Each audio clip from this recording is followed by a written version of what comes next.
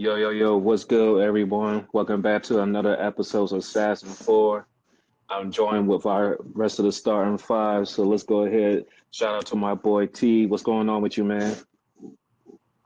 Not much, bro. Just hold it down in the floor, man. Also in the floor, my boy Cena. What's good with you, man? V. Y'all know what the V is. I can't put them out on a hot street like that, but I'm at work.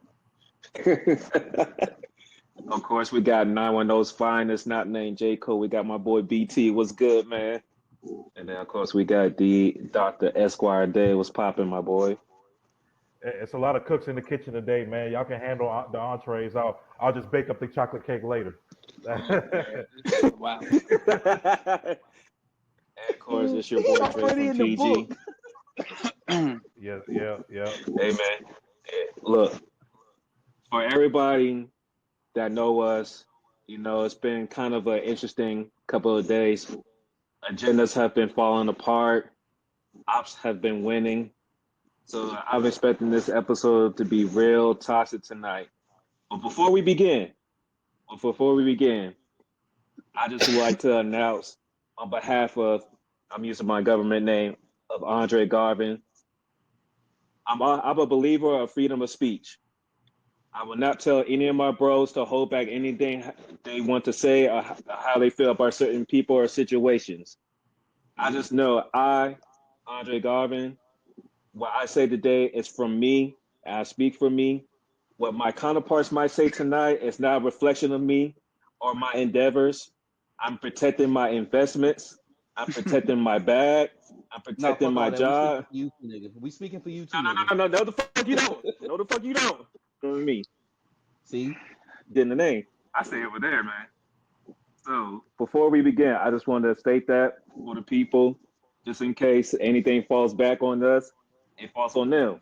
I'm with my bros. If something happens, I just can't represent what they probably going to say about a certain individual tonight. That's all I Where you want to from say. though? I'm gonna let it go. Where you Shit, from though? I'm from PG. That's all they already know. All right. So you from DC. All right, cool. PG, say right there. It's Dre from PG. Don't get mistaken. My flag's more popping. My flag's more popping. But with that, Monday night was a big night for a lot of teams as the NBA draft lottery has been revealed. Before, if you didn't know, the top three selections with the best odds were the Utah Jazz, my Washington Wizards, and a few of the guys Charlotte Hornets. And good old Rick fashion, none of our teams were in the top three. The Dallas Mavericks ended up with the top overall pick in the draft, presumably going to draft Cooper Flag, the number one pick of this year's draft, followed by the San Antonio Spurs also jumping in the draft to number two overall.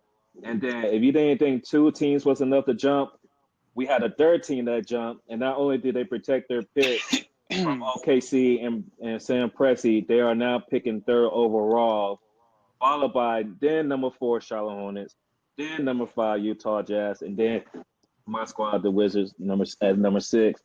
And then, as you can see on the screen, followed by the Pelicans, Brooklyn Nets, Raptors, Houston Rockets taking over the Suns pick, Portland Trailblazers, Chicago Bulls, the Atlanta Hawks, and then again another pick by the San Antonio Spurs. Before I pass this off, I just want to say that there's been some people in the sports world online trying to make sense of how this event was not rigged. But I'm gonna just call a spade. Just like Patrick Ewing, 85, the D Rose draft. Hell, I even say John Wall going to the Wizards, Zion going to the Pelicans, AD going to the Pelicans. Howard As going soon to as LeBron James went to the Heat, Orlando. as soon as LeBron James went to the Cavs not only get the number one pick, they get the number four pick, and then they follow up that year with another number one pick and use Yep. that so they could trade for Kevin Love. So if the league was trying to convince me that the lottery is not rigged, they did a horrible job of that Facts. because the Mavericks trading away Luka Doncic, and for 2 months, Nigo was getting cooked as he deserved, is now rewarded with the number one overall pick with a player that kind of fits the style that he wants in the Dallas Mavericks uniform going forward. You know, they play defense, two-way player, all that. That's what we basically seen out of Cooper Flag. Then before the draft happens, everybody kept talking about, you know, depending on what San Antonio does in the draft, they can pack some things up to go after Giannis. And Lord behold, they're the number 2 pick. And then just to just to add the ice on the cake, you add another French playoff team because they was dealing with injuries this year, so it was kind of like a wash year. But now you got them to have a chance to make moves with this third overall pick. They could say that, oh, their team was one ping pong ball away. Fuck them ping pong balls. Y'all knew what was up before before we even got out on that stage. I just wasted my time, honestly. So And that pick could have went to another team. and you know what? In my opinion, I just felt like this was a way to punish for teams trying to tank. And I know all of the 3 top teams, they was tanking for they were taking different ways and different reasons. Utah was just egregious. Like they were setting out players. They almost got charged. They almost got fined a few times, as Teed alluded to. They would start players, and then some players will literally not play the second half. So it was egregious. We just had a bad roster and playing a lot of young people for 25 plus minutes. It is what it is. What's going to happen with us? That's what I mean. And then y'all was dealing with an injury bug. Then everybody in the starting lineup missed 25 to 30 plus games apiece in the starting lineup. So that's what happened with y'all. But the thing I found funny, because I've been saying in the chat, 2 things I've been saying in the chat. One, I was okay not getting Cooper Flat as long as I land in the top 3. As long as I land in the top 3, even top 4, just in case we try to go for VJ, because at least that's an intriguing prospect. I was cool with that. But for us to drop to 6 was egregious. And then you look at the order of 4, 5, 6. Damn it, ain't that what the draft supposed to look like after the lottery? Utah 2, us 3. That's what it should have looked like. At least that's what it should have looked like. Mm-hmm. But man, I just feel like, and people could say, "Oh, y'all just complaining, y'all upset because y'all did all that losing and tanking, and then come up with the 6th pick." We can probably find some value at the 6th pick. The front office is new; they've been making better picks, so who knows to say that this pick is going to be a wash? I just know the way this lottery has been ran the last few years, it's atrocious because. It's funny how we got our top 2 pick last year in a weaker draft, but in a stronger draft, now all of a sudden we fall back. I just think that's interesting. But that's all I got to say on the topic. I'm going to pass it on to my colleagues. I'll start it off first because I'm gonna be short and sweet, and I'll let them niggas do. Go ahead, BT. Go ahead, BT. So this is my thing with the NBA draft lottery, bro. Like, of course it's rigged, bro. Everybody know this shit rigged. Because you don't trade away Luka and then somehow get the number 1 pick. And you was in a playing game. Like, that doesn't happen, bro. So they knew On what they the were cusp doing. of a new TV deal too, by the way. Don't leave that out. Facts. But yeah, so you And know where that they send was Luka rigged. to?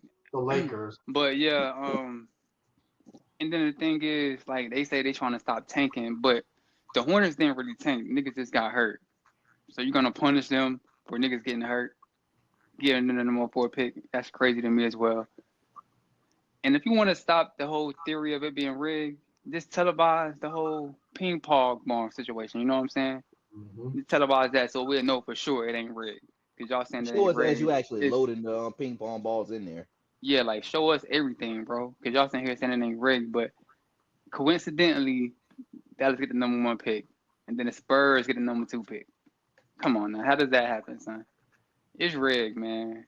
And I've been saying it, and I'm gonna always keep saying it. Adam Silver is a clown, bro. He been a clown. Just look at the nigga face, bro. Like, the nigga is a clown, bro. You know what I'm saying? Talk that talk, BT. Like, bro. The nigga is a clown. He's soft. The players run the league. Silver doesn't run the league, bro. This is a player-led league, dog. Bring back a real commissioner. Go dig him up. That nigga BT, is soft, bro. but To your point, I find this ironic. You want to punish tanking, but you gave the team that started this whole tanking era a top 3 pick. A top 3 pick. So what sense does that make? What sense does this make? Come on, bro. Like, yeah, This that mate. nigga trash. That nigga trash, bro. I wouldn't like Silver. What does that make? Yeah, he trash, man. But that's all I gotta say, bro. Y'all go ahead and do y'all thing. Dave, I know. Hey, I'm not trying to disrespect your Raptors and everything, but this ain't about y'all right now. Y'all. Oh, I gonna know do I what know y'all good gonna and do. well. I know good and well this ain't about us right now. I'm Okay. all I gotta say is look, I'm just glad we got in the top 10. We got number 9. I'm cool with that. Again, like what everybody else say, it's not a reflection of what I everything that I feel, but I'm gonna let them cook because this is Sass 4. We love to cook. Someone's in the kitchen that's Sass 4. Someone's in the kitchen. I know. Oh, someone's in the kitchen that's Sass 4. They the best chefs I know. So I'm gonna just pass it to y'all. Y'all go ahead and cook. Corey, you All want to right. go first? You want me to go Corey first? T, the floor is yours. So before I even get to the egregious decisions that were made in whatever office that Adolph Silver tried to make his decisions from, let's talk about that Sixers pick. That Sixers pick, like what? Even more of a reason why I'm pissed off about it is because if they would have picked 4 or less, that pick wouldn't have been their pick. It would have went to OKC. Adam Silver knows that he can't allow that to happen. He knows that he has to keep specific teams actually prospering in a sense. OKC is not a team that he wants to have highlighted. It's not a team that he wants to showcase. And we can look at the TV deal. We can actually look at the schedule, and it pretty much shows that. OKC barely gets any coverage. They barely get any games shown on national TV. You actually have to have league pass in order to see how good that they've been the past couple of years. A lot of people didn't know how good they actually were because it's not that they would sleep on them. It's the fact that they didn't know anything about it because the league wasn't allowing them to be showcased or that the games weren't broadcast. A team Corey, from can I add a your point real bigger, quick? yeah, go ahead. A Celtics OKC game was on NBA TV this season. That's how egregious that is. Going into the year, your 2 top teams in the league, record-wise, was on NBA TV. There's no way that shouldn't be an ABC game or a Sunday afternoon game or a Saturday night game. You can put on ESPN. You can flex that game. Like, come on, bro. But I just to add to your point, bro. I'm gonna let you cook, bro, before I get going, bro. Yeah, so like along with that, like how T just said, like it's certain specific games, and then bigger market teams like Philly, you want to make sure that Philly, their fan base is still going to be watching them, still going to be looking in. So what can you do? You make sure that they keep their pick. Like obviously, the Clippers they were going to be giving their pick to OKC no matter what. It was unprotected of a pick, little things of that sort. So we're not even going to really talk about that. That's going to be going to OKC. But that Philly pick, it was crazy because even the analysts, they didn't even know that the pick was going to even stay with Philly. Like coming into the night, it was just automatically assumed that it was going to be going to OKC. So whenever certain picks that started falling in, you heard, and the Philly pick is going to be going to OKC until pick 5 came in. When they saw that the Jazz fell out, oh, so Philly is going to jump into the top 4. That was the most disgusting stuff that I saw. It was just disgusting. I'm gonna pass it off to T because it's gonna bounce back to me. But I had to get that off real quick. I just had to get that off. Yeah, bro. To add to your Philly point, you know that they're building a new stadium. They're renovating their stadium, by the way. So keeping that fan base engaged. This is all part of the crime syndicate of Adam Silver, of Mark Tatum, and Scott Foster. Yes, I'm including Scott Foster in the NBA crime syndicate. Also to mention, remember, Embiid, his knees are getting older. It wouldn't shock me. Don't let it shock you or surprise you if Embiid actually retires in the next year or two. Just saying. I hope not. But, you know, the NBA is a cartel. They're entertainment first and actual professional sports league second. How's a team with 1.8% chance who just traded away their best player, who pissed off their entire fan base, get rewarded with the number 1 pick in the draft? for being incompetent. It makes no You sense. want to stop tanking, but you reward incompetence in the front office by trading your best player, not getting enough in return, not even getting a lot of draft compensation in return, not even getting Austin Reeves in return. But you reward that team with Cooper Flag, which, by the way, we can talk about this later on. Giannis is in play for Dallas. KD's in play. You can use that Cooper Flag pick as a bargaining chip, as well as Lively and Gaffer. Because if you bring Giannis to Dallas, you don't need Lively or Gaffer. You can send them both. AD can be the 4, Giannis can be the 5. You still have Clay. You still have Kyrie. They probably package Max Christie. We still have Klay Thompson. Like, that is a win now scenario with new ownership who were threatening to possibly move the team, by the way. Let's not forget about that. The new owners of the Mavericks are trying to build a moving into casino Vegas. in Texas, and they're using the Mavericks as leverage for their casino in the state of Texas. So you reward that, the number one pick in the draft, a team that could potentially use that pick to trade for the best player in the NBA right now. Like, then the Spurs, a team who's had so much fortunate luck in the draft before, like David Robinson gets hurt, and they tanked. In '97, the Spurs tanked, bro. As soon as David Robinson got hurt, what did they do? They mailed it in. Popovich fired the coach. They get Tim Duncan. They make the playoffs the very next year, and they win a title the next year. And, they get Kawhi Leonard. I'm not going to say that was like rigged or anything. That was a smart drafting and Ginobili and Parker. But because the Spurs have such a huge international influence, they get rewarded with Victor Wembanyama when they fall off. And now you reward them with the number 2 pick in the draft, which is going to be trade bait for Giannis Antetokounmpo, or you keep the pick and you have Dylan Harper who can play the 2 alongside De'Aaron Fox. Oh, by the way, they have the number 14 pick as well. Philadelphia, Josh Harris, the owner of the Commanders, they talk about building a new stadium. They just secured that deal. They're keeping it in that little sports complex. You ever been to Philadelphia? The football stadium, the baseball stadium, and the basketball stadium are all in literally the Right same together. complex. Yeah. Yep. Mm-hmm. They were talking about building a stadium, I think, downtown Cleveland. They made a deal to keep the team in that area, right? Like you said, Embiid, who knows how long Embiid is going to play. So, this number 3 pick, if you're really serious about maximizing Embiid's time, they can use that as trade leverage, or you build for the future around Maxey and probably most likely going to be Ace Bailey if Embiid, if his knees can't recover, which I don't know if Embiid, right? So, like you said, the team that really started the process of tanking gets rewarded with the number 3 pick. Like, Vince McMahon couldn't screw the Charlotte Hornets, couldn't screw the Wizards. I don't give a fuck about Utah. Fuck them. But like, nah.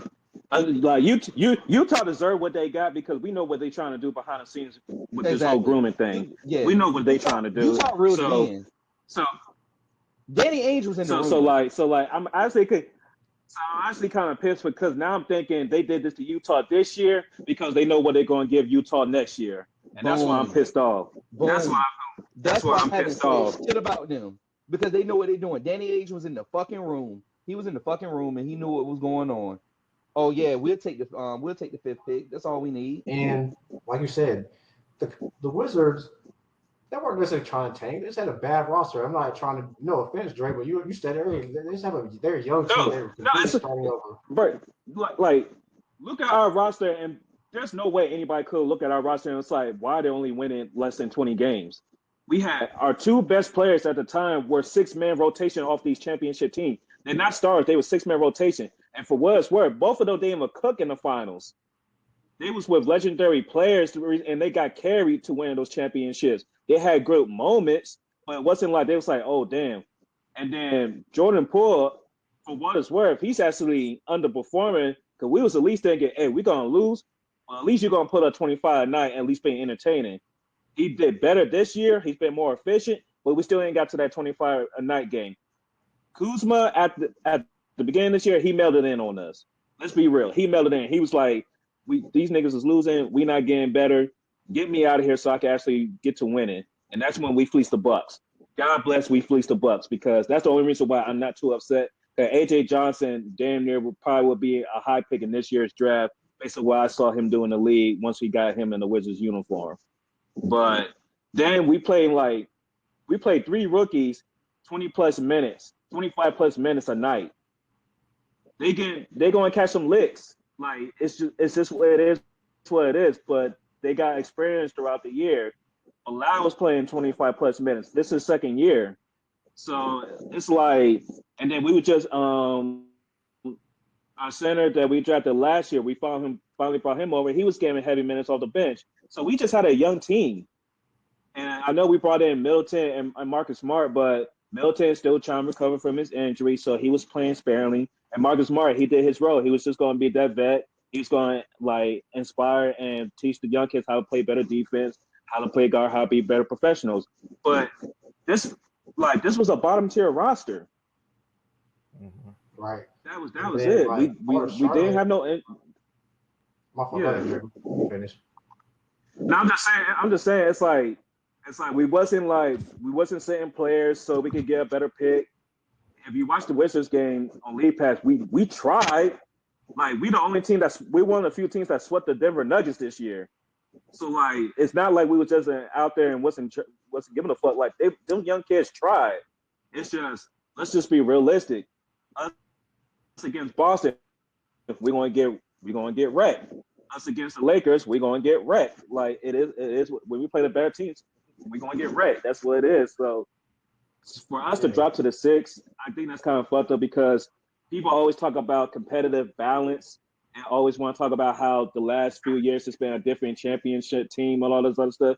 But if you want competitive balance, don't get the top 3 picks to playoff teams. Yeah. Especially when majority of them are out west. Yeah. Mm-hmm. And we're gonna talk about that. Dallas healthy, it's a playoff team. Dallas healthy, it's a playoff team when they're healthy. The Spurs, the only reason they didn't make the play-in at least was because Wemby got hit with blood clots and he got to sit out. So, and then the Sixers, they're a playoff team too, but they got hit with the injury bug. So it wasn't like these are 3 struggling franchises right now. But the 3 teams that literally needed that top 3 pick, but the teams that literally needed these top 3 picks to change their fortune got hold. That's not Utah, because we don't give a fuck about Utah. But two of the teams got hold. So yeah, Philly was tanking real. They were tanking real bad at the end of the season too, bro. They shouldn't be rewarded for the way they tanked at the end of the season, bro. They were sitting guys and playing guys that were basically G leaguers, right? As far as Charlotte was concerned, we didn't get off to a bad start in the season. We were healthy. I think we were like 6-9. We played Boston real tough twice. We honestly should have beat them twice and back to back. When they do this little home series in the regular season, we played them tough. Yeah. We had some close losses early in the year. Like we played a lot of teams tough. But then what happened? Trey Mann goes down. Grant Williams tears the ACL. Brandon Miller has the wrist. LaMelo missed time. Mark Williams missed time. Like we weren't trying to tank. And what's the NBA have against the city of Charlotte, bro? Let's be honest, bro. Ever since George Shinn moved the team out, the NBA treats Charlotte like a stepchild. And this is a basketball hotbed. You should want the Charlotte Hornets to be good. You should want the Wizards to be good because they're in the basketball hotbed too. The DMV is a basketball breeding ground. Like, let's be real. Like, the DMV produces probably more hoopers in the metro area per capita than any other area in the country. North Carolina is not that far behind. The Bobcats were terrible. You had the Bobcats of Bob Johnson, who was the worst owner outside of Donald Sterling the NBA probably has ever had. We can talk about bad owners. Bob Johnson was awful. Horrible. Mm-hmm. Yeah. Mm-hmm. He was bad on the basketball side and the business side, right? Then, you bring the Hornets back. We had a couple years where we made the playoffs. All right, cool. But we should have had Dwight Howard when we were an expansion franchise. How do we not get the number 1 pick as an expansion team? We missed out on Dwight Howard, right? We missed out on Anthony Davis because the NBA was owned by David Stern at the time. The Pelicans were owned by David Stern, right? They get Anthony Davis. Okay. Yes, we had some bad drafts. Yes, we should have took Adam Morrison draft was bad. Yes, we should have never took Frank Kaminsky. We should have took Devin Booker. Yes, Donovan Mitchell was right there, but whatever. But for us to get jumped by Philadelphia, a team that was open with their tank for years. Philadelphia tanked for years. To get Joel Embiid and Ben Simmons in back-to-back years, and then Markelle Fultz is egregious. Well, remember they traded for Markelle Fultz. They got swindled by Boston on that shit. Yeah. Boston had the number one. Boston had the number one pick that year, but still, right. Philadelphia was like they was able to latch Jaleel, Okafor. Mm-hmm. Yeah. They was able to draft Jaleel Okafor too. That was a thing in the draft. So Philly for like 5 years straight was like top 3 in the draft, consistently top 3 in the draft, winning the draft some of those years. It wasn't like they didn't do it. OKC did. OKC, after they made the playoffs, they're like, okay, this ain't sustainable. They trade Chris Paul away. They had SGA already. They just went young and they acquired picks. I can live with that. That's more ethical than this flat out just tanking. We're not tanking. Like you said, we just had horrible injury luck. We had horrible injury luck for years. The fact that our attendance went up this year is incredible. This market is ready for this team to be good. When are we going to get rewarded? The fan base here outperforms the team by far. Dre, you've been to a game. BT, you've been to a game. I think Dave, you've been to a Hornets game. Mm-hmm. Everybody here's been to a Hornets game. For as bad as the franchise has been, we draw good crowds, especially this year. A lot of games were sold out this year. We have a good young player, LaMelo. He's exciting. We have Brandon Miller, who could be one of the best wing players in the league down the road. We have a big market who has potential. He's got to play up his potential. And we have some other pieces. Trey Mann, hopefully he can recover his back injury. I like Nick Smith Jr. But we'll see what we do at number 4. Like, it's most likely going to be between BJ and Trey Johnson. And, see what we do. But this is a market that is ready for this team to be good. We're a basketball state. We're the hoop state for a reason. Tell him again. Yeah, hoop state. Adam Silver literally takes a shit on this city and this fan base every single chance he gets. I believe when he was at Duke, he had a hoe that cheated on him with somebody from Charlotte. I didn't know he went to Duke. Yeah, he went to Duke. Yeah, it makes sense now. It don't make sense. Shout out to my nigga Roy though, bro. Shout out to him though, bro. But it makes sense now. It makes sense. Yeah. But this lottery is going to impact the NBA for the next 10 years through the next TV deal. Let's talk about the TV deal. $76 billion. You got new ownership of teams. All this money's coming to the league. Adam Silver saw the ratings go down at the beginning of the season, which I told you guys earlier back in the fall, do not overreact to all this rating stuff. I said it months ago. What has happened recently? The ratings are up. Now, some of it, yes, the Luka trade. Some of it's just the playoffs and whatever, right? But going into a new TV deal, you want to show the other networks that this is going to be worth the investment you're pumping into the league. So what does Adam Silver do? He sends Luka Doncic, one of the most internationally known players in the game of basketball. There's a huge fan base, not only here in the States, but worldwide. He's your most known franchise. Your most known, most recognizable franchise. That's what you sent him. He's going to be there for at least the next 7, 8, 10 years, right? Giannis is another one of those guys. Milwaukee did about as well as they could with Giannis, but it's time.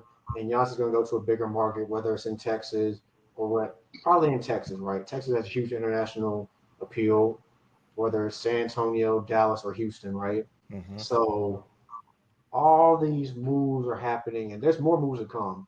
I saw something that said there's going to be a lot more people on the move this offseason than what you realize because these teams are paying a lot of money for guys who aren't number ones on championships. Yeah. There's going to be a lot of moving parts this summer. Yeah. And with the New York Knicks, I know they're down big as we speak, but they're going to beat the Celtics. If the New York Knicks make the finals, Adam Silver's going to have a wet dream, bro. Hey, yo, that's what he's at, man. He going to sit there and stand out there every night to make sure that they win. That's going to be a Vince McMahon type screw job. What? Y'all think Montreal in '97 was crazy? Wait till the shit that he do if the Knicks make the finals. When they make the finals. Oh yeah, he definitely. I don't know. I mean, I don't know. No, he ain't letting the Pacers make it. Indiana or New York, bro? Come on, bro. Dave, do you think that they're gonna have Indiana versus Denver or Indiana versus OKC? The Mavericks finals? The MAGA final. The He's not going for that. That's what it would be. Jim Crow. You said Jim Crow. Yeah, Jim Yes. Crow. Because No, every actually, you know what? Indian. You know what? He might do that. You know why? So he can be like, look, see, we care about small market teams. We're fair. We give a damn about the small markets. Nah, Yeah, Milwaukee. It was He Milwaukee did it with versus Milwaukee Phoenix. and Phoenix. Yeah, he and did it with Phoenix, Milwaukee. and that was coming off COVID. Yep. So I don't think he's not doing that no more. New York gonna make the chance. They gonna make the I finals. don't. But if the Pacers are like the hottest team like right now, bro. Like Hey, yo. I hate to say it. That I'm just like I've been hurt. No. It makes sense. Thank you, Dave. But look at this, BT. But look at BT. Look at this though. Dave. I'm gonna let you cook, but I gotta ask this to BT. When's the last big market team that won an NBA championship? Who was it? Boston last year. No, was the The Lakers in Lakers. 2020? Silver's been playing chess while Boston's a we've been big talking city, but you checkers. consider If them a you, big if you market? haven't realized, because Yeah, Lakers in 2020. Denver, The bubble. Milwaukee, Toronto. Toronto. So Toronto, Milwaukee, they're a big brand though. They're a big brand because they win. Golden State. It's like that. It's kind of like that Patriot Spurs. Like they win all the time, so they know like worldwide. So to me, and then they're in Boston. So you got the Red Sox out there. You got the Bruins out there. I think Boston's a big market. Yeah, Boston is a bit more. Golden It's not State. like New York. It's not Golden State. white collar. It's not flashy. But they're technically a small market too, though. Yeah, but they got Steph. He worldwide with it. It's So the Bay Area. It's Really, the Bay it's Area. really what Lakers and Boston out of the last 6 years. Yeah. Facts. Yeah. Oh man. But it's still a small market. So it's not like it's been LA. It's not been New York. It's not been Chicago. It's not been. We haven't had a Texas team win it in how many years? Since that, oh my God, since Since 2011. 2014. So I don't put it past 2014 them first, bro. having Indiana trying to make the NBA Finals. I just don't. Especially a storyline's been not the coaches, the league just voted Halliburton the most all-rated player. He just voted Halliburton the most all-rated player. His contemporary.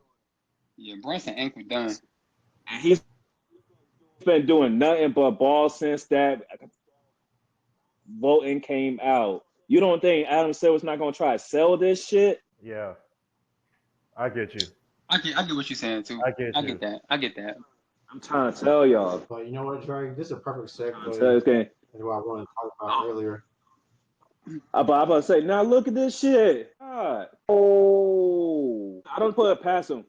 Like, Yeah, go ahead, T. But nah. So with the Tatum injury, him tearing his Achilles, his dad saying he might return 8 to 9 months. 8 months would put him in January. 9 months would put him at All-Star break. I don't see that happening. I don't know why you would do that if you're Tatum or the Celtics.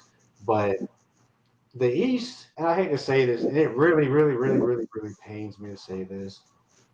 Yeah. This year and next year, the East is going through either the New York Knicks or the Indiana Pacers. Yeah. Now, is there a chance? I feel like, okay, after those two teams, right, the wild card is always Philadelphia, but we already know that it depends on their health. Cleveland's frauds until they make moves and get tougher because they got pumped by Indiana. They They're not soft as doing hell. anything. Soft as hell. I told y'all niggas. Hey, one real thing, one quick thing about Cleveland. I know that there was a lot of comparisons to the 2015 Hawks. That's really disrespectful for the 2015 Hawks. Because it's one thing to get dog walked by LeBron, one of the greatest to ever do it, and then another thing to get dog walked by Tyrese Halliburton, excuse me, in the second round. In the second round, bro. It's one thing. Calaberry is crazy. It's two different things. It's two different things, bro. It's two different things. And I know that team 2015 didn't have no superstars. This team at least had 3 all-stars, like 3 legit all-stars. Good 3 night. legit all-stars. And Donovan Mitchell has led teams to the playoffs and almost has had teams to the conference finals before. So this is worse. This is worse, man. So it's just disappointing. Disappointed by them, but yeah, go ahead. Yeah. So I'm looking at the East. because Giannis is leaving, right? So Milwaukee, they might not make the play-in tournament next year, depending on they James out, no Giannis, no really young players on that team right now. Brook Lopez is probably on his way out as well. So Milwaukee is completely out of it, right? Orlando is interesting, but will Orlando add that guard, right? Detroit is another team that could possibly take advantage of a team like Boston being out. But you're looking at the East, it's really the Knicks and the Pacers, Eastern Conference. Like we're in the mid '90s and late '90s again, bro. Yeah. Unless Detroit can add another player to help Kate Cunningham close, unless Orlando gets a Kobe White, a Malik Monk, or a Trey Young, because let's look at the other teams that made the playoffs. Atlanta, they were playing team, right? But they got to trade Trey Young. It's time. Trey Young has to be traded, right? Miami, who knows what they're going to do, if they can do anything at all, right? Orlando. Who else? Orlando, they need a guard. Orlando's a team I think can rise up and take advantage of Boston being down. They need to add a guard. Who else made the play? Chicago. Chicago's always going to be a perennial play-in tournament team. It is what it is. They're mid, but they do just enough to make the play-in tournament. That's it. Yeah, like the East really, Giannis, Giannis is the best player in the East by far, and Giannis is going West. There's no way he stays in the East, right? No offense, Dave. I just don't see why he would go to Toronto. That's not a win now situation. They have good young players, but they're not quite ready to win now. Brooklyn, same thing. They have some decent pieces and they have draft capital, but that's not a place to win now. If you're Giannis and you want to win now, honestly, I don't know how you guys feel, but I rank Dallas number one if he wants to win right now. Kyrie, Giannis, Clay, AD, that's a win now team, right? Houston will probably be next just because they have a little bit more playoff experience than the Spurs. And then, of course, the Spurs, that's a place where you could win in the next 2 years and Wemby could carry you on the back end of your career. But the East, the East is really just, I don't even know how to describe it. I'm not trying to be biased, but I'm looking at a team that could possibly move up. I'm not saying they're going to make the playoffs, but Charlotte, next year, please be healthy. You got to make the play-in next year. And the reason why, Dre, you talk about it, LaMelo Ball's going to year 6? Yeah. Oh. He's been in the play-in twice, but he hasn't been in the playoffs. Like, you got to start showing some type this is it. This is it. Yeah, it's year 6. So we're just looking at the East as a whole with this Tatum injury. Like, Boston's going to make the playoffs. They'll probably be good to make the playoffs. But we know that Horford's way out. Drew's on his way out. They're going to paint pictures are going to be the starting point. I think he retiring. Out there. Porzingis probably getting traded too. Yeah, Porzingis is. I don't know how they feel about Porzingis. So this is going to be a completely different Boston team next year. They'll be good enough to make the playoffs just because they got Jaylen Brown, Richard, and probably Derek White. There's a trade out there, and it's because of Danny Ainge. Lauri Markkanen is out there for Utah to send out to somebody. We got to pay attention to where Lauri Markkanen is because they've been trying to get rid of him for like 18 months now, for about a season and a half. That's going to be an interesting domino effect to see where he goes. You see Markkanen going to Boston for Porzingis? Yeah. Only if somebody can look how many years Porzingis got left of his contract. If it's 2 years, I can see that happening just to like quickly get him off the books. But Utah and Boston, it's like a pipeline. All the good players in Utah eventually go to fucking Boston. Yeah. Or whatever. So either that, or if you look at as a team like Minnesota or any other team, there's teams out there that can use Lauri Markkanen service. That's like a key piece to take you to a next level or a key piece to make your franchise a little bit interesting going forward.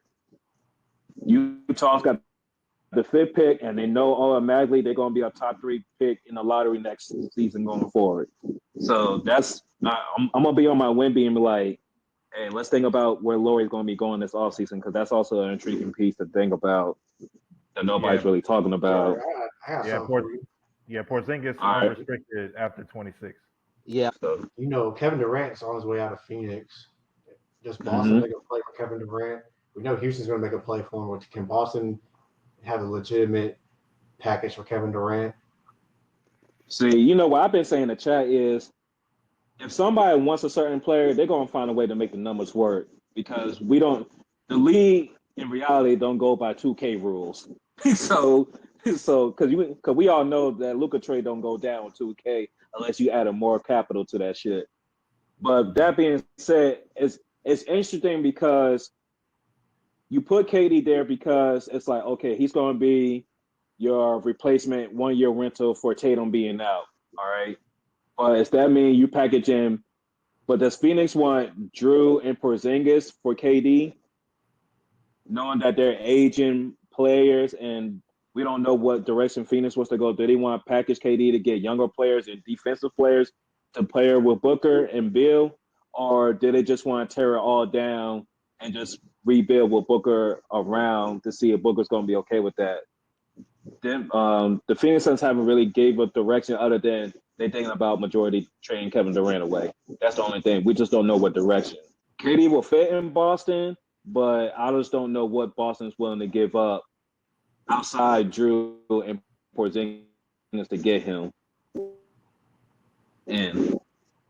And then you got to think about the future because KD's looking for a new deal too. Yeah. So that means you're going to have Jalen, Tatum, and KD on max contracts. That's good. Yeah, no, that's gonna be difficult. So what do you guys think? Like the best, like, What if you you're say, Giannis T? and you want to win now, I would say, what do you guys think is the best fit for Giannis if you want to win like right now? And then what do you guys think the outlook of the East is with this Tatum injury? What are your guys' thoughts on it? Giannis' best place to go is Houston. I say Houston or the because- Spurs. Because Dallas already has said that they aren't going to trade that pick regardless. I would have They said say that, Man, that's smoke screens though. That's smoke screens. but Giannis says he wants to go to Dallas. He's going to find a way to get to Dallas. And Dallas is gonna make it happen. they got his brother on payroll, right? Oh yeah, I forgot all about that. Yeah. Yeah, Yeah. it could be possible. I mean, like if that I say Dallas if Kyrie comes back healthy and comes back like how like he comes back and plays to the level that he was before he left. I would say Dallas, but I do kind of see Houston. It just depends on what Houston will give up. Who do you give up? Yeah, like Houston. I mean, if Houston's giving up anybody, I already know like Jabari Smith and Cam Whitmore are already in that package. Jalen It Green depends on package. who. Jalen Green. Oh yeah. Oh, Jalen Green. He gonna be in that package too, bro. The Bucks gonna want him too. Because Okay. Dame ain't coming back. They gonna need a point Yeah, guard. yeah. That's someone you can center around. And the way that he's played in the not preseason, but in the actual season. Jalen gone. Yeah. Okay. Yeah. Reed Shepard, all them. Yes. Houston would give up a lot, bro. They'll have Amen Thompson back. Bambi, the other dude, the light skinned nigga. Crazy.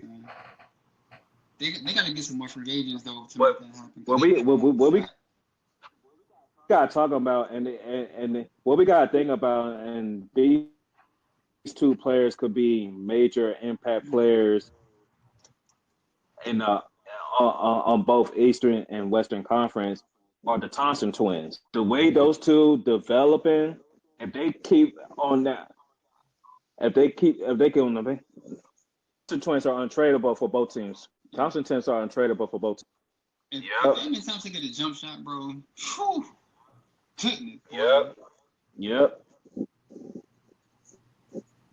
Yeah, if you get a consistent jumper, bro. I just think if you're Giannis, your best bet might just go to San Antonio because we keep talking about Wemby, but they do got a player like De'Aaron Fox out there too as well. And when he's out there, ain't playing, he's one of the better fourth quarter performers. He's good in the pick and roll. He can shoot from outside, so he's always good. And going back to the Eastern Conference, if Asar Thompson is just as good as his brother in the development and gets a jumper too, man. Because sometimes it's not about adding players. Sometimes you just eat. And I think both of those Thompson twins have that potential to take those leaps to help both squads. But I think if they go after KD, they won't have to give up so much. Because KD, that's the route they should go more than getting Giannis. Giannis, I know that, but if I core players, I'm looking at KD because I don't think I had to give up as much. But Giannis going to Dallas, him and AD. That's a new tower. That's a new twin tower right there. That'd be Phil. I mean, that's the defense that Nico That's wanted, gonna right? go crazy. That's why I said like with the Spurs because Giannis and Wemby would be freaking nasty too, but they had to give up a And lot. Knicks is Yeah. getting smoked. Yeah, Looks like we got hoops on Friday, fellas. Facts. yeah, I'm all for it, bro. that's why I say like not yet, man. Niggas blow 3-1 leads all the time, bro. Like, Yeah, they don't got yeah. Tatum though, man. They don't got Tatum though, bro. I don't think no. They got Brown, they got Holiday, they got Horford, they got Porzingis. Like, they got Derek White. Hey, I ain't gonna hold you, but the Knicks blow this lead though, bro. Oh my god, social media, bro. Saying, Woo. Let's just go to a game 7, B. Let's go to a game 7 if you want to. man. What's that shit Kobe said? Job ain't finished. Job's not finished. Let this drink go to a game 7. Cause I love to sit here and declare that like, nah, I'm not doing it. I'm not doing it. But I will say what happened. Hey, if next episode, All I'm gonna say is that look, like, just given that the Pacers are already in the conference finals, and it's gonna be either the Celtics or the Knicks, what you depending mean? on how this series go. Depending on how the rest of this series goes, all I want to just say is, look, y'all already know my beef with the Pacers. I'm not gonna keep saying it. You already know how I feel about it. I'm at war with terrorism. I'm still at war with it. You know, you already know my stance about it. I ain't gotta keep saying it over and over again.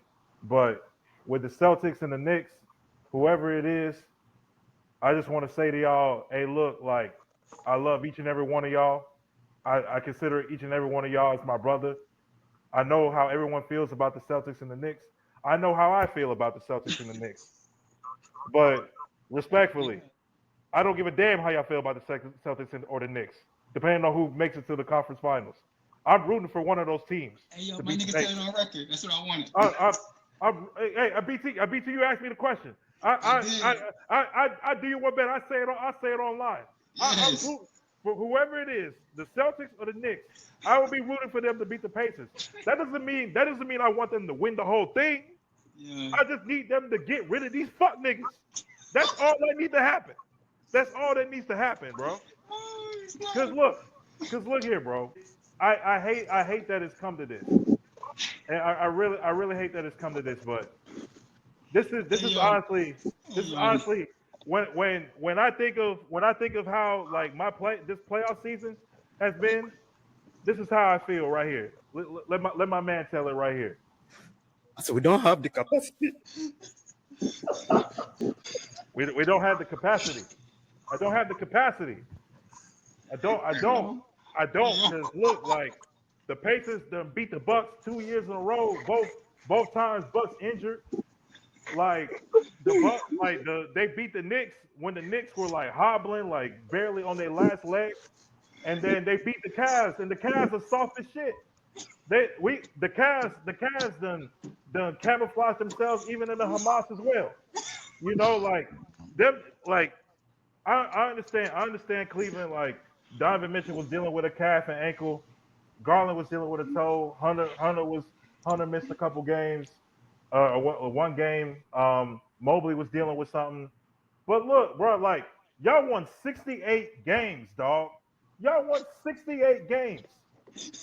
And Darius Garland, how the hell are you gonna be somebody that in round one you talking shit about Tyler Hero and you like, oh yeah, we just gonna switch and make sure that Tyler Hero's the defender and just point out the other weak defenders, and then you don't even play the rest of that series, and then you come in and the games that you play, they switching on your ass because they know you're a defensive liability. They know you're a defensive liability. So what shit does that make? And Darius Garland, honestly, bro, in the regular season, you're a regular season ass nigga, bro. I'm just gonna say you're a regular season ass nigga. I show speed. That's who that is. You're a regular season ass nigga, man.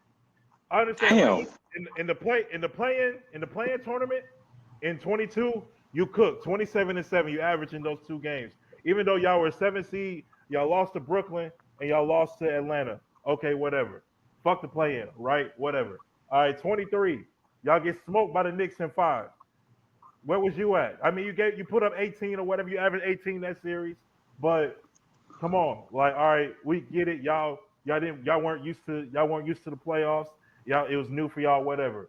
Last year, you averaged 15. You were struggling in that series against Orlando. I think in that game 6 or that game 7, you was pretty awful. Like, I think Donovan Mitchell had to save y'all. If it weren't for Franz Wagner having a horrible game, Orlando would have advanced. And then we saw what happened against Boston. Obviously, Donovan Mitchell was hurt. You had to carry. We saw how that went. So look, bro, like Darius Garland, like y'all gonna have y'all boys gonna have to talk about like Evan Mobley. I know you took steps, but you're gonna have to take the next step. And Jared Allen, like I don't know if your alarm clock is like you missed your alarm clock and you slept through it, bro. The playoffs that came and went. Where were you, bro? Where were you? Where were you, dog? And I knew after that massacre, bro, Miles Turner, Hezzy's step back threes. Miles Turner? Hey, Miles Doing got a that little shit to clip you? though, bro. He got a He little should have clip. been a No, he Hornet. not. He got a clip. He He got a Should have clip. been a Hornet. He Should have got been a a clip, Hornet. bro. Hitting Hezzy step back threes. Halle Berry hitting shit from the logo, nigga. That The nigga logo. doing the big balls dance. Pause. You know what I'm saying? Dog. At the And diamond honestly, all over bro, we said Pascal Siakam. Oh, excuse me, Pussy Siakam. We said that Damn it. he's a Larry Nance with opportunity. Well, Tyrese Halliburton is just a taller Trey Young with better teammates. That's all he is, bro. Bro, see, I can help you get a ring, bro. Well, That's that's how nigga Siakam at, bro. Prep school Trey Young. yeah, bro. Prep school Trey Young. That's exactly what it is, dog. God. That's exactly what it is, bro. Like I'm saying, and like, man, I don't know, bro. Like I'm just telling y'all that look, like I just need the Pacers to get out of here because once the Pacers get out of here, I'm gonna cook for real. I'm gonna cook for real. But I can't wait. that's all I got. That's all I gotta say about the fact. Man, hey yo, well, I'm glad you put it on record, bro. I did ask you in the chat yesterday, yo, who you rooting for? You said who I think. I just wanted you to say it. My man got it on the pond. That's all I'm talking about, bro. My nigga. Yeah, I mean, I didn't want to. I was just like, look, I'm gonna just. I already knew I was gonna talk about it. Back. I mean, like, who I hate more between the Celtics and Knicks? Probably Boston. I mean, like, I know a few Knicks fans, so like, I mean, I'd probably be rooting for them, just like for their sake. But I only pretty like one Knicks fan, bro. My mom's ex, yeah, man. Shout out to Mr. Moses, bro. He real cool, so I'm happy with him. And All my them other Knicks stepmom's a fans, Knicks bro. fan. Yeah, bro. Like, yeah. It's shitty right now, man. It's real shitty right now. mm-hmm. I gotta give the Pacers credit. I gotta give Halliburton and their whole team credit because the front office done put a really good team together. I'm about to say, bro. They young. Like Andrew Nemhard is taking another step. Like that nigga shooting like 60% from the field. Siakam is balling. Miles Turner is balling. Andrew Aaron Neesmith. He was a former Celtic. Went He's solid. yeah. He's Yeah, a solid hey, guard. 3-and-D guy. hey, yo, quick Yeah. question though, bro. Like, I know they ain't won a championship yet, but since the PG era, bro, like the Pacers been solid, bro. From the PG era to the Vic era a little bit, and now the Halliburton era, bro. They has Yeah, been you can go back to Reggie consistent, Miller. bro. Yeah. Yeah, exactly, bro. Like they Yeah. has been a consistent winner, bro. You gotta Yeah. give them niggas some. They just fly under the radar. That's it. They Yeah. just really fly under the radar. I think between when Vic went to I think Houston after Indiana, and then when I think actually no when Vic tore his ACL or when he had that injury after the year they took Cleveland to 7. It was like that year like they They fell went off. down a little bit. I think like after the bubble because like TJ Warren and Vic Even and TJ Warren. Oh Miles Turner, yeah. they was holding it down for a little while, and then they had a couple years where they were out the mix, and then they traded for Halliburton, which was a good trade by them. They I mean, Halliburton should have went to Philly. We won't, you know, go down that Revisit that path. again. But Could you imagine, bro? Could you yeah, imagine Halliburton, Maxey, Buddy Hield. Embiid, Harrison Barnes? Man, Yo, there's a that reason why some teams what haven't won dummy yet. said no to that trade, bro? The That same nigga dummy that ended up getting stupid. the third pick. Once again, Adam Silver be rewarding Dummy, bro. stupidity, yeah. incompetence. And one thing I'll say about Indiana, man, they haven't won a championship, but they just had like on the championship front, they just had some bad luck, right? They Mhm. been the game seven Yep. of the conference finals so many times they lose to the Knicks, right? Outside of the Knicks, the one team that challenged Jordan's Bulls harder in the East was Indiana. Jordan said that was the hardest series in the East he probably played. They were physical. They had a good paint presence. They had shooters. They had young Jalen Rose. They had an underrated guard, Travis Best, because Mark Jackson was deemed useless. They shut Mark Jackson down, and Best stepped up and made a difference because he was a little bit quicker than Jackson. Jackson was a just a floor general. Speaking of, Yeah. real quick, I'm gonna get to that. I'm gonna get to that in a second. I heard this topic on radio. I want your guys' opinion on it. But then, like in '99, they were the one seed in the East, and the Knicks just got hot, like an 8 seed. Hmm. They were the one seed. I think they're the 2 seed, but the Knicks got hot. Larry Johnson hit that miraculous 4-point play, cost him Mm-hmm. another trip to the finals.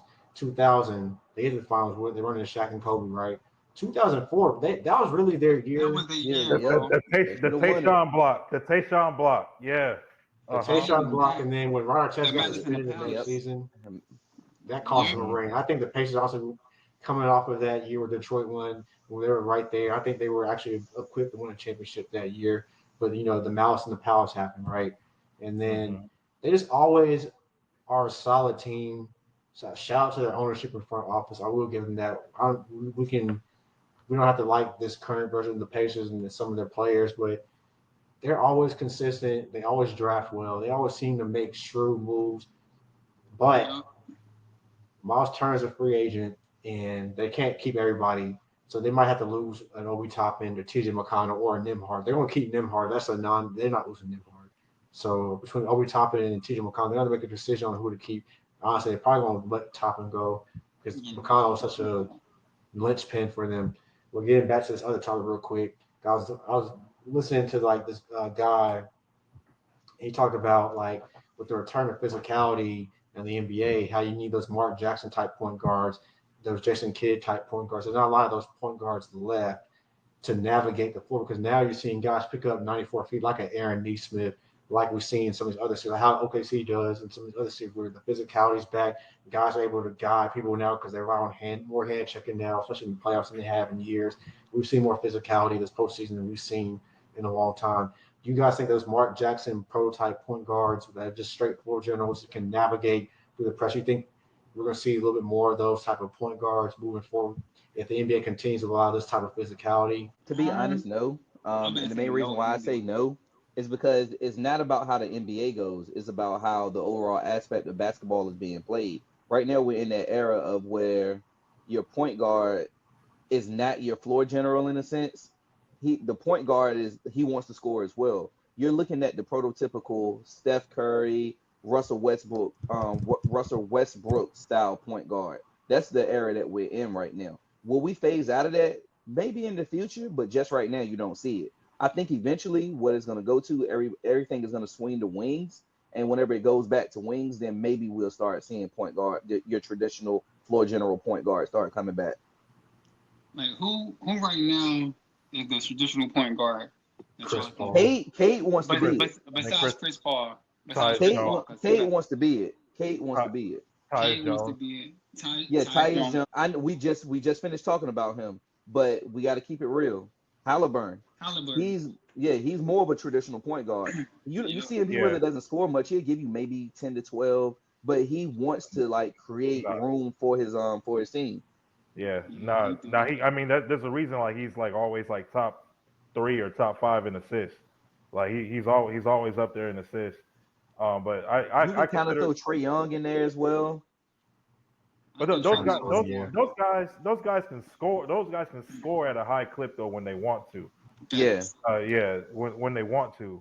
But yeah, I mean, yeah, like those guys, like Halliburton for sure, like wants to feed everybody. Like I think he like prioritizes that. But like when you're a floor general like that, the other four positions have to like be exactly what they are. Like your running mate in the backcourt has to be a shooter. It has to be a legit shooting guard. It can't be like some guy that's like just out there for like defense. And the same thing like whoever you have at the three, and then you should at least have one of your like either your center or your power forward be like a stretch guy. So that Yeah, it can kind of alleviate that. Okay, like if the floor general is not that great of a shooter, then he has other guys that can do that. Yeah. Another thing they brought up, what did I listen to the other day? I had Sirius XM, so I was actually listening to like the little NBA radio because I was like going somewhere and I was just flipping through the channels and it was an interesting topic. But we also seen like a lot of stars have struggled at the playoffs because of physicality. And I'm not trying to compare eras, but this era is more about freedom of movement and stuff. Now we're seeing the physicality and how guys are struggling. And they were asking people, do you like what you've seen in the playoffs with as far as the physicality? And, you know, some of the guys that they propped up are really struggling. Jokic had a good game yesterday, but he was really struggling games 2 through 4. Now Facts. imagine this type of physicality in the era of bigs when you got to go against Hakeem, Shaq, Ewing, David Duncan. Robinson, hmm Duncan. Duncan, Yeah. um, hell, Shit. even like the Zach Davis Zach brothers. Ram Zach Randolph. Arvidas yeah, Sabonis. Like we can go on and on for days. Like it's just I've enjoyed this postseason because this is how basketball. This is the basketball that I grew up on. Which is hmm like I like physicality. I also like there has to be a balance, right? We in the early mid 2000s, it was way too more defensive. It was really games in the 60s. Teams were really in playoff games, barely scoring 70 points, right? It went too Yeah. far. They changed the rules. Okay, fine. It went too far. Now teams are scoring like 120, 130 points. I like that. I like what we're seeing because there's actually a balance.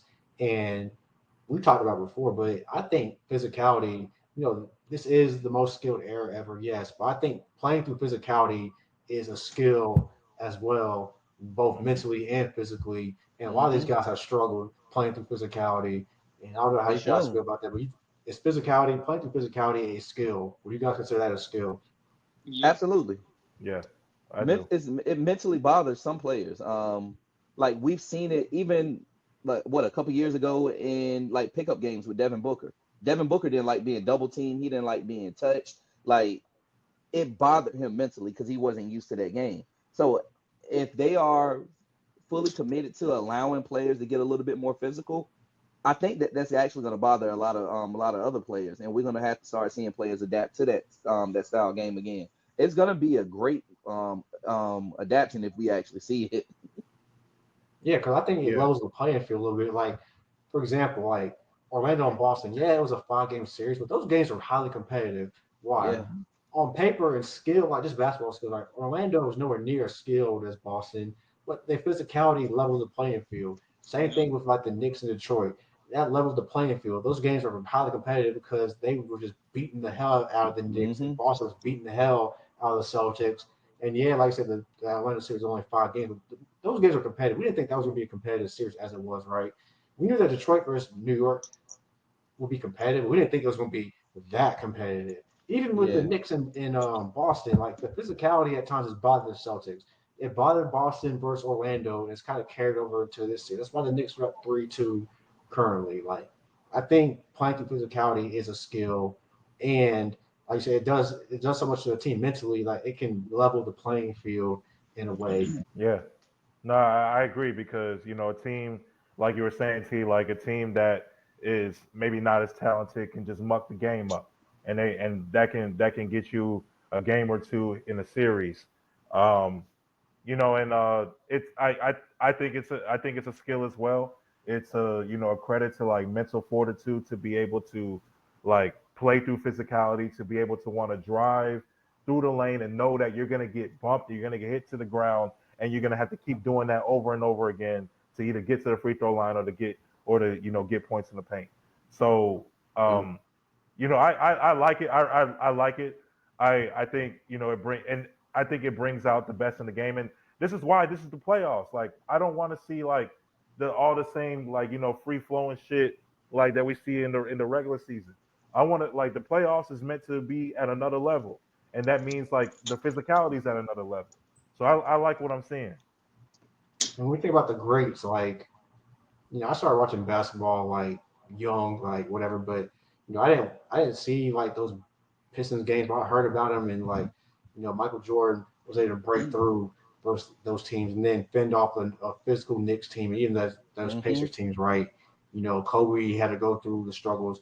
Even LeBron had to play a Spurs team in like '07. That was a physical era of basketball, and he got through the Pistons in the East as well in '07. That Pistons team was physical, right? And then the Celtics team was physical, a highly defensive team, right? And then he finally broke through like that. That's a part of the game, like being able to battle through that physicality and show that grit and toughness. That's honestly been missing from the game recently. Yeah, like it's great to see like skill and a free flowing, but basketball is a tough sport. So I have a question. I got a question. What players do y'all think would be able to adapt to that style of play? Anthony Edwards. That's literally the first person I thought of. I think that he would probably enjoy it. He would probably like command that. He would want it to be a little bit more physical. And I think that he would dish out the punishment back. I mean, they've been physical with him in this series. They've been physical, like Gary Payton and them. They've been physical with him, and we saw like in what was it, Game 3 or Game 4, like he broke through it. Yeah. Giannis is another one, bro. Yeah, Giannis. Oh yeah. No, Giannis he creates the contact. Giannis creates the contract. Yeah, Giannis. I mean, like a healthy Embiid would be able to do it. A healthy Embiid, he would show signs of how he could dish out the punishment to, and I'm not trying to make this comparison at all, but to a Shaq. He could show that at that point. Because I feel like he's been the closest thing that we could have to a Shaq, but we just haven't seen the physicality where it would showcase it. I think Kawhi will be able to deal with it too. Yeah, that's a good Russ. I think Russ would love it. Yeah, for sure. Yeah, because Russ actually been through the era when it was still. I think Jalen Brunson likes playing through the physicality because he's a stocky, gravity build. He doesn't really get by you with like athleticism. He gets by you. He literally just bangs his way to the paint and finishes. Like I think he's another one. I would like to see someone like a Cade go through it. I would love to see how Cade could maneuver through that. Yeah. I think the Thompson twins, Jalen Green, in that era. And he was dealing with a lot of injuries too on those playoff runs. He was dealing with a bunch of injuries. Yeah, I was a warrior, man. And we're still giving niggas 30. Like, come on, bro. No spacing, barely any shooting out there. Still getting to the cup, getting 30 every game, bro. Like you said, there was a lot of bigs around that time too, like Shaq, Mutombo, Tim Duncan, KG. Yeah. Y'all gonna put some respect on AI name, bro. NBA legend right there, NBA legend. Yeah, man. But yeah, I just heard that topic and I just wanted to know what you guys kind of thought about that because, like you said, we've seen last year we saw some physicality in the postseason, but I think this year it's gone up another level. Yeah. And honestly, I feel like this is the healthy balance where it needs to be. Like I said, we want to see offense, but we also want to see defense as well. These are the best athletes in the world. It should be tough. It shouldn't be easy all the time. Nah, facts, man. Any final thoughts? Anything else? Anybody want to get off? Hey, it's only like one. Well, I mean, like Boston and New York are the only two like big market teams left, man. Like so, yeah. If Adam Silver has his way, he would want Ant to come out the West. Yeah, I mean, I don't know. I'll just say is that Oklahoma Minnesota versus New York would be intriguing for the Randall Cat storyline. Yeah. No, that would be intriguing. But and then even what's the boy name? White Dante. Oh, White, against his Villanova team. Yeah, I guess. But Nixon, well, that just sounds ugly, dog. Like that just sounds ugly. But you have to think about it. The post game with Ant, if they win that ring, how Ant would act, It Yeah. got potential. It got You know, potential.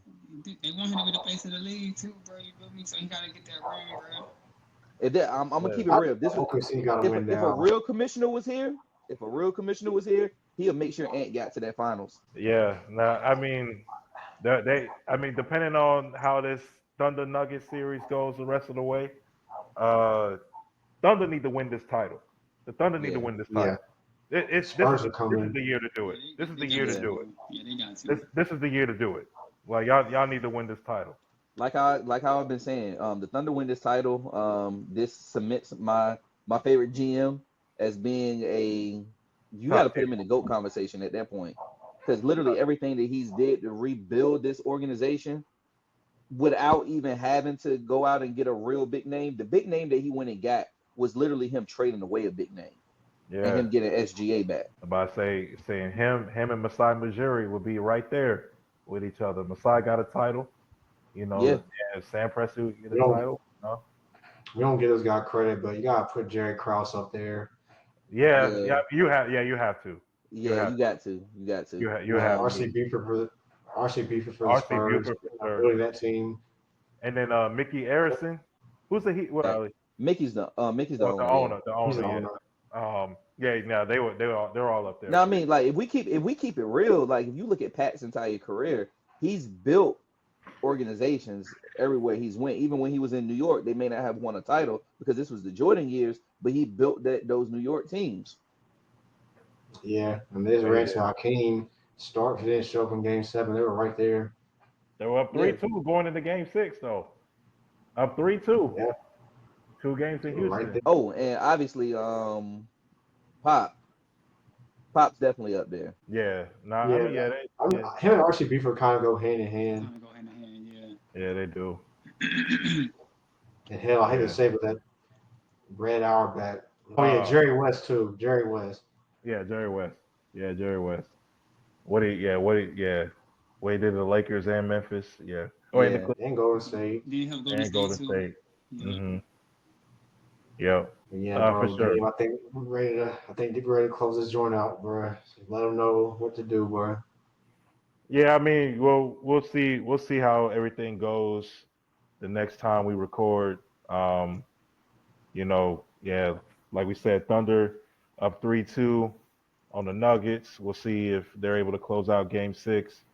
Minnesota is trying to close it out tonight against the Warriors, so that series might be. We'll see how that if they're able to do that.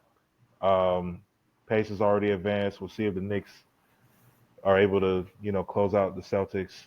It'll be funny if they don't. But yeah. So we appreciate everybody for watching and listening. Make sure y'all subscribe to the pod if you have it. If you're watching on YouTube, make sure you. If you're listening on any of the podcast streaming platforms, whether it be Spotify, Apple Podcasts, iHeartRadio, whatever the case may be, make sure you hit that follow button. Make sure you stay up to date with our episodes and all our content as it comes out. We appreciate everybody for listening, all the views that we've been getting, all the streams that we've been getting. We greatly appreciate it, and we hope that you continue watching us. Make sure that you follow us on our social media platforms, Facebook, Instagram, X. We're all on there. Check us out. Make sure that you follow us on there as well. Again, man, this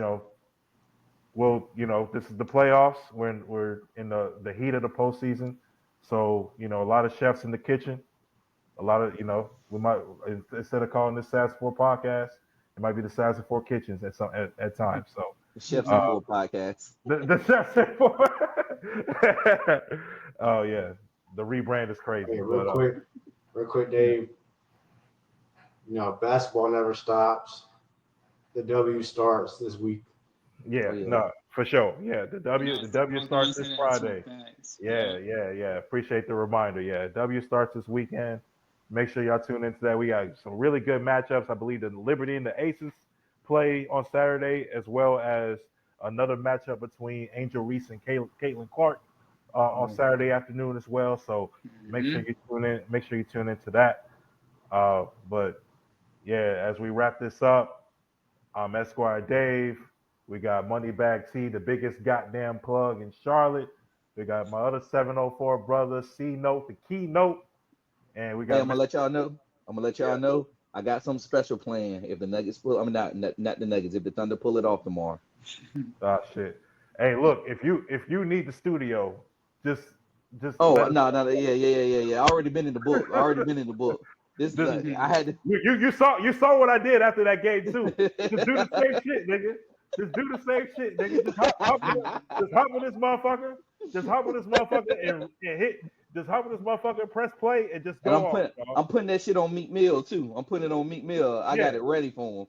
Yeah, just go off, bro. We need more additions to the rant corner, man. But yeah, be on the lookout for that.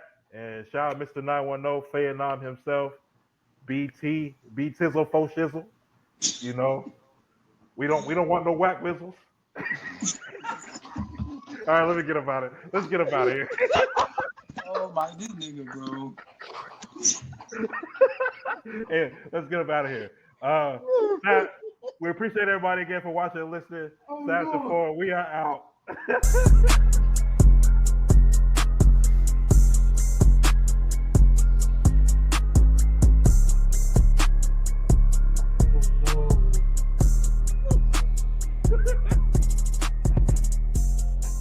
Me, Tizzle, Fo Shizzle.